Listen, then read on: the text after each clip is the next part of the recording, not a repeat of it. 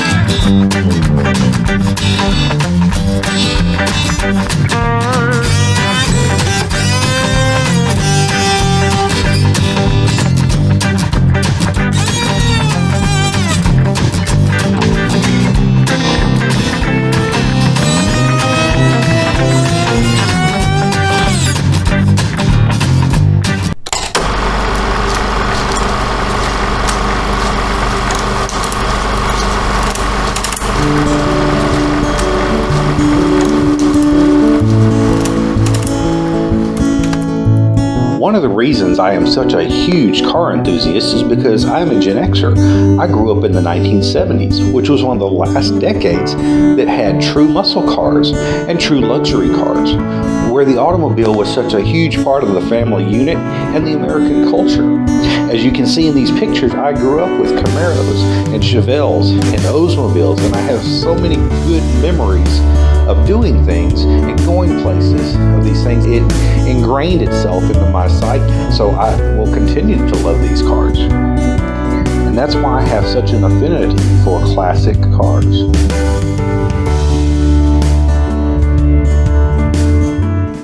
Hello and welcome to Driving the Classics. I'm David Mayfield. Again, we're going to feature some new cars today. We're going to look at the different unique vehicles they have. We're going to talk to the owners, get the history behind them, get the stories behind these cars. So come along on our journey, and if you like what you see, go ahead and hit subscribe down here, and also hit the bell to get your updates whenever a new update comes across. And so come along with us and enjoy the show. All right, we're here today with Ken and his 1967 Mercury Cougar. Ken, you were telling us a little bit about how you came about this. What was the story on how you found this? The car had been bought by a gentleman from Hawaii working down here in the oil fields, and he left it sitting in a shipping container down there. He was going to put it back together and ship it back to Hawaii. Never happened, so it sat for 13 years in the shipping container down there. The guy that owned the lot was going to sell it, get rid of the lot, so the guy told him to get rid of the car. And that's how we ended up coming in possession of it. We fixed it up from there. I mean, totally went through it from the ground up. And there's still a few things left to do on the car, but it's still a work in progress. But we love the car. I love the oddballs. When we found it, we had to redo all 4 corners of it. Had been damaged. You couldn't tell it when we first seen it, but everything's been pulled out within a 1/4 of an inch. A lot of mud and that was in the car. It's all been pulled back out. It was barely running. It was still turned over. We went through it, freshened up the motor, and done a lot of that. All the upholstery used to be baby blue, and we redid all the upholstery, all new seats, covers, everything in it. One of the neat things about this car is with the Mercuries, this car was actually going to be called the Apollo originally. The Cougar name actually was going to be what the Mustang was. Okay. The Cougar name was given to Mercury from Ford because they decided the name was more elegant. So Mercury picked it up. Pretty much this car this was on a guy, so it was a little bit more expensive than the Mustang. This was on somebody that had bought a Mustang, was going to one of these on their way to a Thunderbird. It had a few more little creature comforts. It actually was one of the first cars that had delay windshield wipers. It actually a foot pedal up underneath it. You could hit and bring it up. Some of the options of this car is you could actually buy TV from the dealer to go in the back of these cars. They're very, you don't see a lot of them anymore.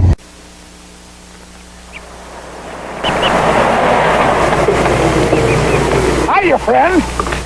Great morning for golf, eh, friend?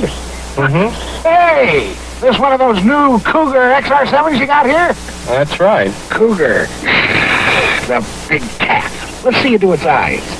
Oh, the headlamp? Sure. A Cougar eyes, hide by day, shine by night.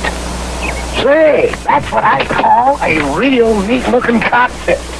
Bucket, hat, stick, toggle switches. This stuff is all standard, huh? That's right. The V8 is standard, too? Yeah. Well, this Cougar's really got it, eh? Say, you new around here. Well, Oh, that's, okay, friend. You can play with me. I'd better warn you, I'm pretty good at this game. Maybe I can give you a few pointers. Mercury Cougar, pound for pound, dollar for dollar, the best equipped luxury sports car in America. In 1967, the Mercury Cougar was the most successful model launch in the history of Mercury. In fact, it was so impressive that it was named Car of the Year by Motor Trend magazine, beating out the Chevrolet Camaro, Ford Thunderbird, and the Cadillac Eldorado. Mercury joined the pony car race at full speed with the Cougar that was based on the stretched version of the Ford Mustang. Only a two-door hardtop was available, but there were three trim levels: Base, XR7, and GT. The base came with standard simulated leather bucket seats, hideaway headlights, and a V8 engine. The XR7 luxury package included a wood-rimmed steering wheel, black-faced competition-type instrumentation, and a simulated walnut dash, toggle switches, an overhead console, a leather-covered T-handle automatic transmission shifter, and combination leather and vinyl seats. For the performance buyers, the GT package was available, included firmer suspension, stiffer springs all around, larger shocks, power front disc brakes, wide 14-inch tires, and a low restriction exhaust system, and special GT badging. The Cougar's direct competition were Buick, Oldsmobile, and Pontiac coupes of the same class. Engine options started with two 289 V8 engines, one with 200 horsepower and one with 225 horsepower. The high-end motor was a 320 horsepower 390 Marauder V8. A 3-speed manual gearbox was standard, with a 4-speed optional. A select shift automatic transmission was also available. Mercury continued to produce Cougars for 8 generations, with the last Mercury Cougar rolling off the assembly line on August 9, 2002. By the way, the 8th generation Cougar, 1999 through 2002, was the only model that did not offer a V8 option in the car's 35-year history.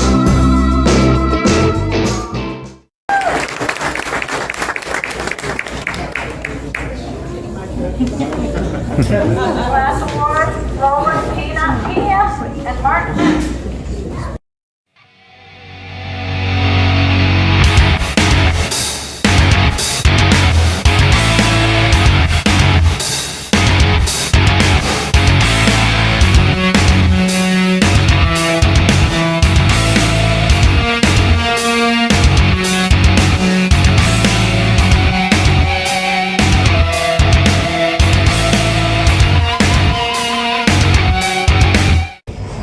We have Bill Hummel here today. He was the owner of this 1936 Cord. Tell us a little bit about this car, how you came about receiving it, what's your interest in it, connection to it.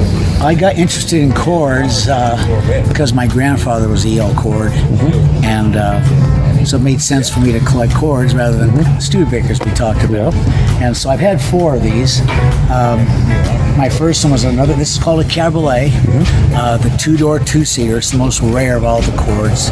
They only built 194 of them. But I had a supercharged one just like this, and Never drove it, and it was a mistake of my life. This one I drive, and they're much more fun when you don't have a flawless car. You have one that you can take out and enjoy and tell the stories, because that's what gets people interested in them. This car here was the dividing line between the old way of building cars and the new way. These all came from Indiana. These were made in Connorsville, Indiana, just east of Indianapolis. And this was the world's first, this is America's first front-wheel drive car, Cord was. This was made in 36 and 37.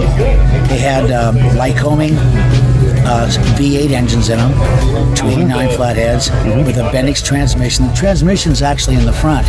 The engine transmission, they're backwards, and it kind of pulls the car forward. So they only made these cars in 36 and 37. No Cords in 36 were ever supercharged. The cars they could not sell in 36, they relabeled them as 37s, and only some of them were supercharged. Now, just because they have pipes on them, most of the cars now have fake pipes on them. But when you find one with the real Switzer Clemens blower and the pipes, you have something pretty special. And that's what I never really drove on my first black supercharged Cabriolet. Mistake of my life. This was the dividing line, like I said, between the old way of making cars and the new way. So this is the first car with front wheel drive. Here's the transmission in the front. First car with the hidden headlights. Because it was so low to the ground with no transmission running down the center, it didn't need running boards. Okay. And the first car with no visible door hinges. So all the hot rodders think, I did this to the car. No, this is what they were copying. A very sleek look.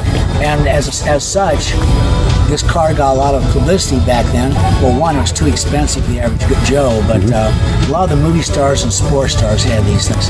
This is the first car with a completely disappearing top. Because they used to look like buggies. They sat up on top. First car with a built-in trunk, locking gas cap, edge lighting, horn ring. It was a lot of firsts on this car. The thing looks like a spaceship even today. But these are fun to drive, and I encourage everybody to get one that you can drive. Don't get one that's so nice that you're scared to drive it. Take it out to dinner, tell people the stories about them, and that is why people love cars, is because they know they can be like the guy who originally drove one. They can be like in this car, like Amelia Earhart, or Tom Mix the Cowboy, or Johnny Weissmuller, Groucho Marx. This car was about $2,700 brand new, when a house was only $2,000. So that's how expensive it was. Duesenberg was the high end, that was the big brother. Cord was in the middle, and then you had Auburn at the entry level. And they were all from Indiana. So that gives you a little bit about Cords.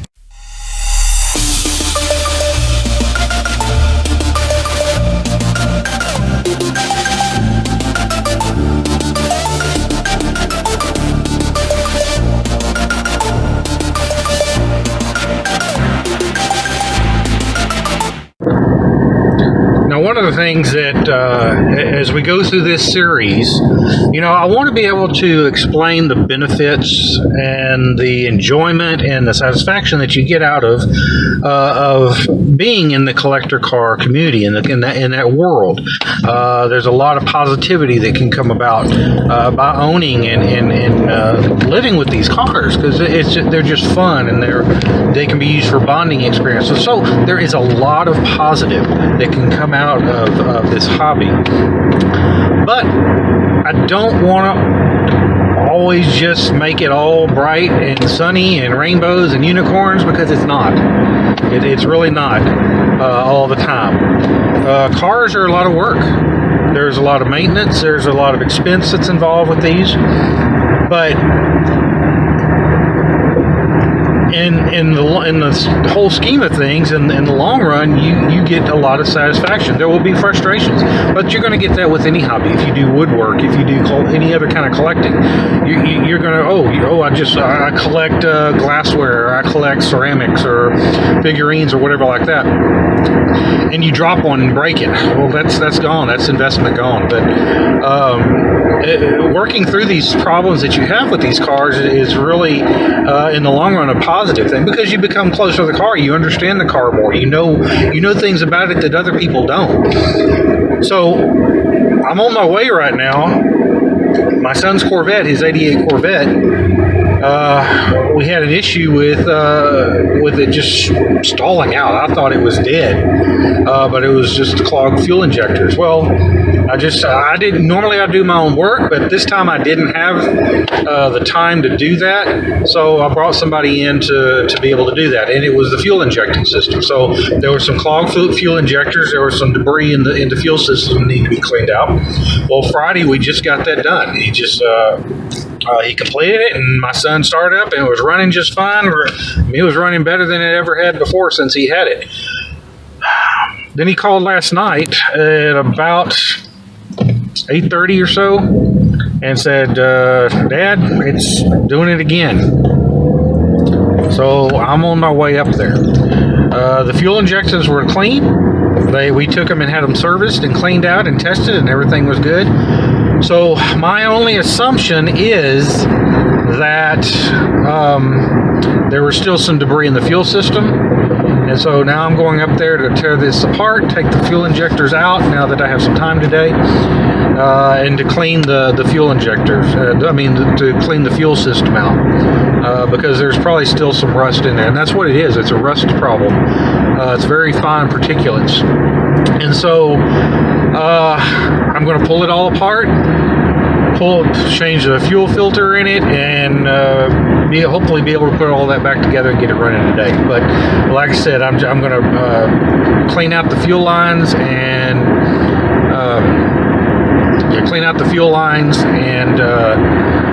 change fuel filter, clean off the injectors once again, just because there's a screen on them that you have to clean off. So hopefully that's all it is. But these just being cleaned this week shouldn't have any problems with that. So that's what we're doing today. But that's part of owning an older car, owning one of these cars. And one of the tips that I would like to give is, if you do have these, some people just have mechanics work on them all the time, and you can do that. That's fine. There's no big deal if you can afford that expense. But it is a great advantage to be able to know how to work on these. Myself, I've been working on cars for a long time. I mean, I have that ability, I have that knowledge, I have that aptitude to be able to do that, and so that's what I do, and I enjoy it. I really do. It's not work, but what's frustrating is when you have the same problem over and over and over again. So that's really what this is about. So we got the injectors clean, got them all fixed, and now we're going to go clean the fuel system. So it's gradually getting back to where it needs to be, and that's one of the things. That's what it is. That's what you do when you have these cars. So when you do buy these older cars, you do have to make a commitment, and that's one of the things. A quote that I actually heard this morning from Tony Robbins, who's one of the famous motivational speakers in the country. He's been doing that for years. One of the quotes that I heard this morning was that Tony Robbins states that if you make a decision, if you say, I'm going to do this is what I want to do, this is where I want to be. His quote was, commit to your decisions. Don't quit. Don't do it. The only thing you have to do is be flexible, be adaptable, and that's what this hobby takes. It takes patience. It takes flexibility. Being able to think on your feet. Being able to, when you're working on these cars, to be able to be a problem solver, and that has really helped me in this hobby. So again, collecting cars, being in the car community, owning these classic cars is a lot of fun. It really is. And when you make that commitment to be an owner of these cars, you do have to be flexible, and it teaches you that, and you learn so much from having to work on these. And when you do fix a problem, when you do repair a problem and solve that issue, that's a small victory, and it gives you self-confidence. So this is just not about owning cars. This is about learning to be adaptable, learning patience, learning how to think on the fly, being able to problem solve, and having that commitment. So that's really what the collector car hobby can do for you. and build self-confidence. So even with all of the problems and things we have to do to this car, I'm still happy. I still enjoy it because I'm learning. I'm having my small victories every day, every time I work on these vehicles. And it's also a bonding experience for me and my son. So anyway, like I said, I just wanted to put out that there are some negatives, but if you turn them into a positive, then it's all good. So thank you for listening, and keep driving with passion. Well, that was our episode. I hope you enjoyed it. Again, if you like what you saw, please click down to subscribe and then click the bell to get the alerts when new updates come about. And again, you can always contact me. My email address, I got a Facebook link down at the bottom. So if there's something you'd like to see, something you'd like us to feature, even an idea that I may not have thought about, please let me know. We want to make this the best channel that we possibly can. So again, contact me, and thank you for watching.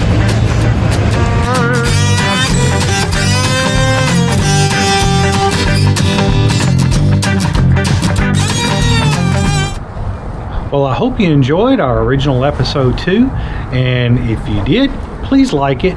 If you haven't subscribed yet, please subscribe and hit that little bell down there, because every time a new video comes out, you'll be updated and you'll be alerted to let you know when that happens. Now, right now, there's not a lot going on in the car community in our area. There will be an episode coming out pretty soon of a swap meet up in Belton, Texas. I've done one of those, and this is a bigger one this year, so we'll be doing that this weekend, and that'll be coming out in about a week or so. But again, thank you for watching Driving the Classics. We appreciate your viewership. We appreciate you as a viewer, and we appreciate you as a car enthusiast. Again, if you know somebody who loves classic cars, I'd ask you and request that you share this with them, and hopefully they would enjoy it too. We're trying to build this channel, and we're trying to be successful. It is a lot of work, and a lot of channels are posting videos every other day, every week. We're just not able to do that at this point, but I appreciate your viewership, and I appreciate your patronage. So please share this, please like it, and subscribe. And again, I hope you enjoyed our episode 2. One of the purposes of this channel is to focus on and bring appreciation for the classic cars and the culture that goes along with it. There's a lot of fun, there's a lot of enjoyment that can come out of these and owning these vehicles. Again, thank you so much, and we will see you next time. Oh, and one more thing. I will always invite you to drive your passion. See you next time.